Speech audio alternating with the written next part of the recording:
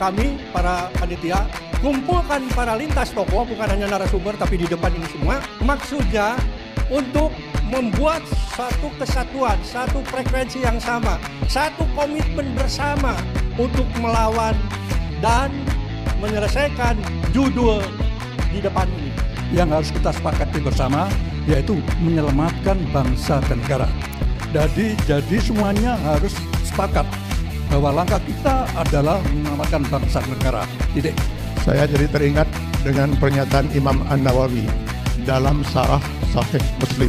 Mereka yang tidak menyuarakan kebenaran adalah setan al-akhras, setan yang bisu. Ini berkumpul dari lintas para tokoh.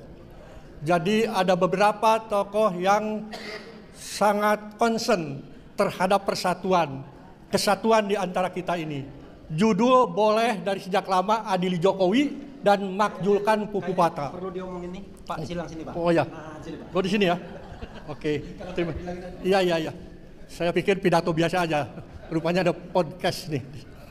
Jadi seperti tadi saya katakan bahwa yang hadir di sini baik para narasumber yang saya hormati maupun bapak-bapak sekalian, ibu sekalian yang hadir di depan ini juga semua para tokoh. Kami mengundang dari beberapa kemarin pertemuan beberapa tokoh, ada yang perlu dievaluasi oleh kita bersama. Judul boleh makjulkan Jokowi dulu, sekarang adili Jokowi dan makjulkan Pupu Papa. Itu sekarang. Tapi permasalahannya yang perlu kita perhatikan, tadi sudah disounding oleh Mbak Sarita, bahwa kita ke depan tidak akan bisa selesai cuma 1-2 bulan saja. Barangkali tidak akan selesai seperti itu. Kerusakan luar biasa ya yang dibuat oleh seorang Mulyono ini berdampak juga luar biasa kepada kita semua. Bapak Habib Muhsin tadi sudah mengatakan di sektor politik terutama, hukum, ekonomi, dan lain sebagainya. Kami hanya ingin mengingatkan ya, sehebat apapun perjuangan kita ini, kalau masih ada dalam satu kelompok, kalau masih ada dalam klaster, kalau tidak mau bersatu kita, itu akan kita sulit menghadapinya. Ini yang berat. Kita bayangkan bahwa bicara soal Jokowi itu bukan bicara adili, tapi bicara makjulkan berapa tahun ke belakang, ya kan? Masih bercokol dan masih berjaya dalam tanda kutip, termasuk juga Pupu Papa. Di mana-mana kita mengadakan sebuah forum untuk melawan rejim yang dolim itu. Di mana-mana dan siapa banyak sekali para tokoh kumpul di situ. Hari ini saya kumpulkan lintas, bukan saya, kami para panitia kumpulkan para lintas tokoh, bukan hanya narasumber tapi di depan ini semua. Maksudnya untuk membuat satu kesatuan, satu frekuensi yang sama, satu komitmen bersama untuk melawan dan menyelesaikan judul di depan ini. Itu yang paling penting. Dan kita tahu, bayangkan seperti seorang Said Didu kemarin, bagaimana dia dicoba untuk dikriminalisasi. Teman-teman di Rempang juga sama, bagaimana dia dihabisi, ya artinya dilukai. Dan juga hampir ada yang dikriminalisasi juga. Sama. Dan saya sudah ingatkan kepada Bung Roy yang luar biasa itu. Dengan Pupu Papanya. Dengan keahliannya beliau mengatakan, ini orang nggak bisa jadi wakil presiden. Ini orang sudah melanggar etika berat yang luar biasa. Dan dia bisa mengatakan 99%. Itu semua kita harapkan tidak berjalan berdiri atau sendiri-sendiri. Itu maksudnya. Pak Said Didu jangan sampai beliau sudah sepuh ya tiba-tiba ya dengan kehebatannya tapi dicoba dikriminalisasi. Itu jangan sampai terjadi. Kita harus bersatu semua di sini memayungi kelompok-kelompok yang bergerak untuk melawan kedoliman itu. Payung hukum saja. Bentuknya terserah nanti Mbak 1 menit Rahman, lagi ya, maaf. Ya, bentuknya dalam bentuk forum, bisa juga dalam bentuk kaukus. Kaukus para tokoh lintas di sini, mau agama, nasionalis, umat dan lain sebagainya, profesional, kumpullah dalam satu payung. Ya, kita siap mewayungi klaster-klaster pergerakan, klaster-klaster perjuangan. Karena tidak semua kita bisa berjuang turun bawah, apabila terjadi sesuatu, payung inilah yang mewayungi bersama. Kita lawan rejim dolim bersama, insya Allah berhasil. Saya kira itu saja. saya ingin menggarisbawahi apa yang disampaikan oleh yang pertama, Bapak mana? Persatuan kesatuan itu. Kita tidak akan bisa melaksanakan itu, judul itu, apabila kita tidak bisa bersatu. Nah, untuk itu kita harus menetapkan satu tujuan yang harus kita sepakati bersama, yaitu menyelamatkan bangsa dan negara. Jadi semuanya harus sepakat bahwa langkah kita adalah menyelamatkan bangsa dan negara. Titik. Nah, oleh karena itu, masing-masing klaster harus mulai menyiapkan kekuatan, menggalang kekuatan, menjahit kekuatan untuk bersama-sama melakukan tindakan apabila perlu adalah tindakan 98 yang kedua. Itu yang harus kita lakukan. Karena semua yang ada saat ini tidak bisa kita harapkan. Tidak bisa kita harapkan. Jadi kita harus melakukan langkah besar, melakukan persiapan diri, menjahit kekuatan untuk merobohkan pemerintahan ini. Setuju nggak? Setuju nggak? Setuju itu loh ya. Nah, baru kita tata. Berkali-kali kita membuat suatu deklarasi, diabaikan, dianggap angin lalu. Tapi kalau kita bisa menggalang kekuatan, kita duduk MPR, baru bergetar mereka semuanya. Ya, oke, setuju nggak?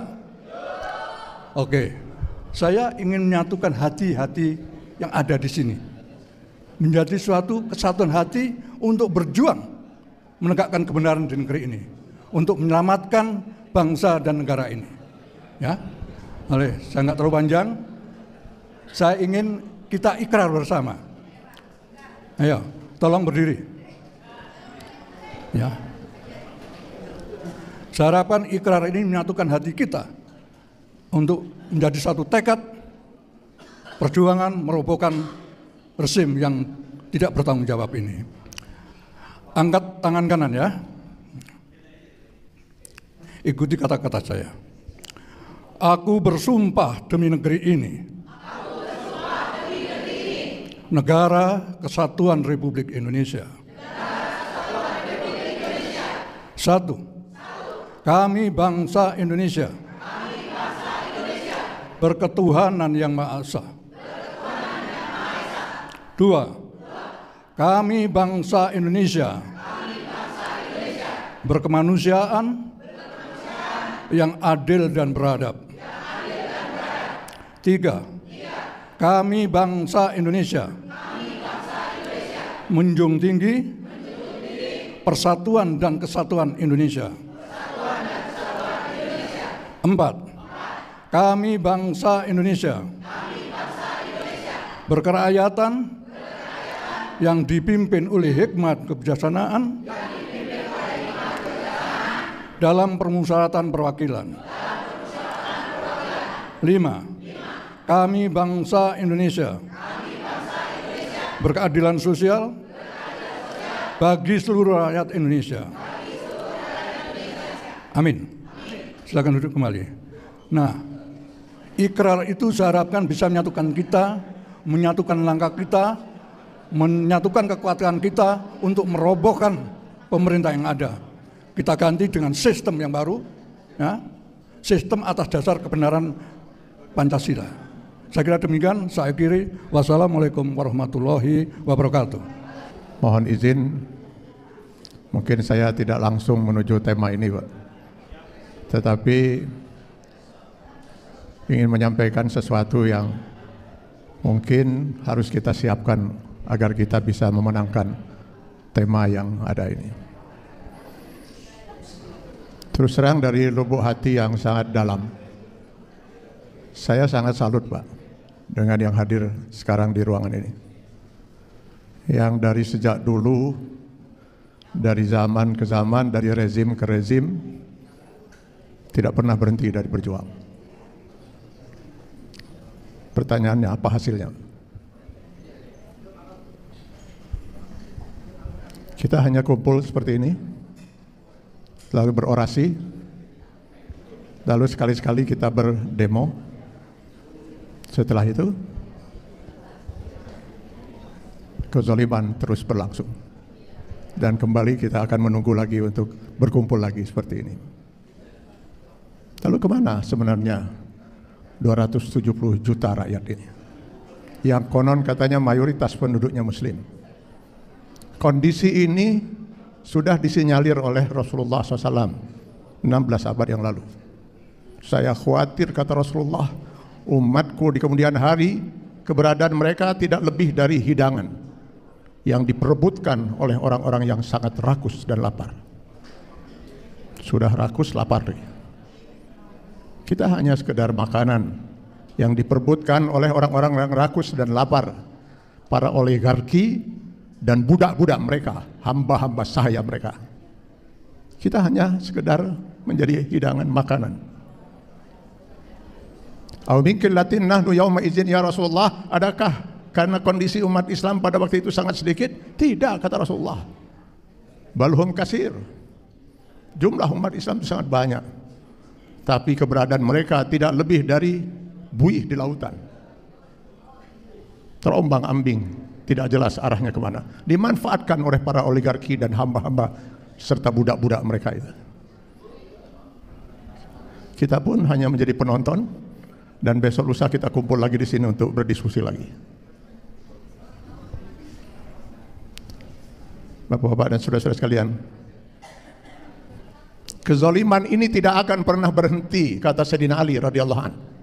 Bukan karena banyaknya orang-orang yang jahat, tapi diamnya orang-orang yang baik.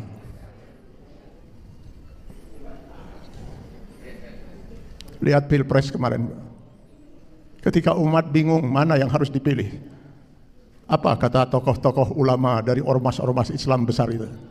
Kami para ulama netral. Dari mana yang namanya ulama bisa netral? Bukankah ulama itu adalah warasatul anbiya? Umat dihadapkan dengan satu hak, yang satu batil, yang satu haram, satu halal, lalu ulama kemudian bersikap netral. Netral itu kalau di mobil itu, maju enggak, mundur enggak, belok kanan enggak, belok kiri enggak.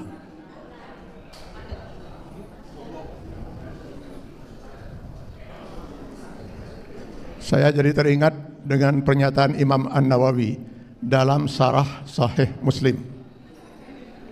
Mereka yang tidak menyuarakan kebenaran adalah syaitan al-akhras, setan yang bisu.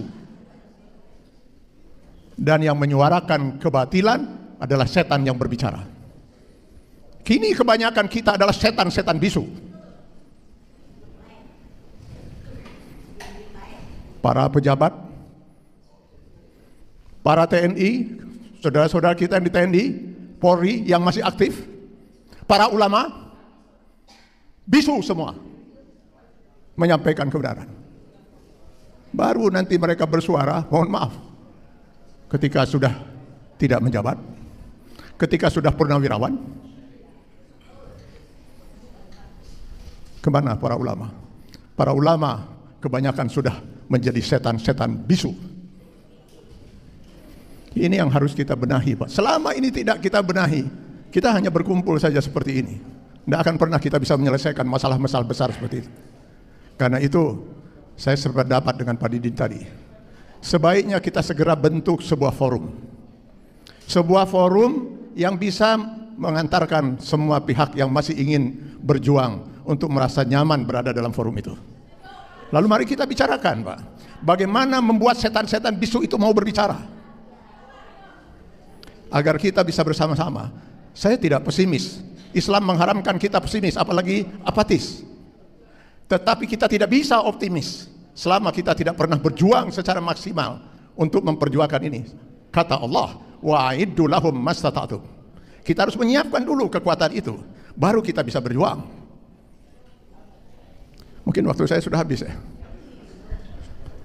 Sebenarnya tadinya saya mau minta waktu yang panjang karena saya 4 jam untuk sampai ke sini, Pak. Tapi baiklah saya kira Tidak ada masalah, mudah-mudahan itu bisa saya sampaikan. Jadi mudah-mudahan saya tidak merampas hak yang lain. Sekian, terima kasih. Billahi taufiq wal hidayah. Assalamualaikum warahmatullahi wabarakatuh. Oke, tadi kita sudah melihat video dari kata mereka aktivis-aktivis, dan kita tadi sudah mendengarkan bagaimana tentang hal pidato mereka dan keinginan mereka dalam satu tema, yaitu adili Jokowi dan manjurkan Fafa. Dan saya juga sebagai penonton di sini kurang mengerti dan kurang paham maksud dari tema hal mereka tersebut dengan tujuan berkumpul seperti itu untuk apa. Dan kalau memang benar tema dan visi mereka dalam adili Jokowi dan manjurkan Fafa, kurasa ini tema yang salah dan yang tidak dapat membawa dampaknya dalam kebaikan atau kemajuan negara Republik Indonesia ini. Dan aku rasa, atau sangkaan saja, ini mereka ini adalah aktivis atau komunitas yang dibayar oleh pejabat-pejabat lain untuk melakukan hal dan keinginan mereka dalam mengadili Jokowi dan memasukkan Fafa. Dan kurasa ini tidak sangat akademis sekali dan tidak republik sekali dalam memberikan tema dan video-video ini kepada masyarakat. Dalam hal tujuan mereka tersebut tidak ada sama sekali seluruh rakyat Indonesia, aku yakin 100% tidak akan mendukung hal tersebut, dikarenakan kita tahu dapat melihat apa yang telah dilakukan oleh mantan Presiden Bapak Joko Widodo dan Wakil Presiden sekarang Gibran Rakabuming Raka. Tidak ada hal menyakiti masyarakat kecil atau mengadu-ngadu domba.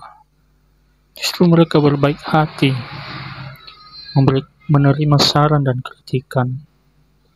Mereka kerjakan yang apa yang bisa mereka lakukan di dalam hal pemerintahan. Dan kurasa ini sama mereka sudah berlebihan dan sangat tidak akademis sekali untuk dipertontonkan untuk di masyarakat. Namun saya memberikan video ini untuk memberitahuan kepada semuanya kawan-kawan bahwasanya inilah mereka, mengapa mereka melakukan hal sedemikian, sebenci itu demikian kepada keluarga Joko Widodo. Dan aku rasa ini dalam hati kemanusiaan mereka tidak akan muncul apabila tidak ada dorongan dari orang lain yang lebih tinggi penguasanya. Dan menurut saya ini hal kebodohan dan sangat kebodohan dilakukan di negeri ini. Sangat membuang-buang waktu, sangat menghabiskan duit dalam membangun organisasi, dalam membentuk hal sedemikian. Karena intinya tidak ada keluarga Jokowi yang dapat merugikan negara Indonesia, tetapi hanyalah oknum-oknum dan bukanlah Jokowi dan Gibran. Sekian dari saya, bagaimana pendapat bolehkan di kolom komentar.